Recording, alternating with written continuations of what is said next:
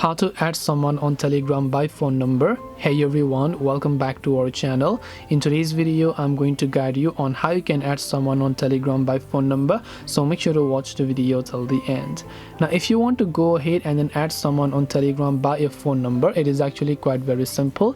Normally you have to open the Telegram app, tap the three lines option, and then just go to contacts. Just make sure you add them to your contacts. Now once you add them to your contacts with their phone number, if that contact has a Telegram, only if they have Telegram you will be able to see them here. Otherwise you will see an option to invite them to use Telegram over here, so you can just go ahead and invite them as well. Otherwise you can simply go ahead and then actually figure it out over here. Once you have done that, you should be able to add them and you can simply begin talking with them, but they need to be added as a contact. You can also search as a username by tapping the search icon there. So hope this video helped you guys. If you have got any more questions, then feel free to also leave them down below. Thank you for watching till the end of this tutorial, and see you soon in the next video.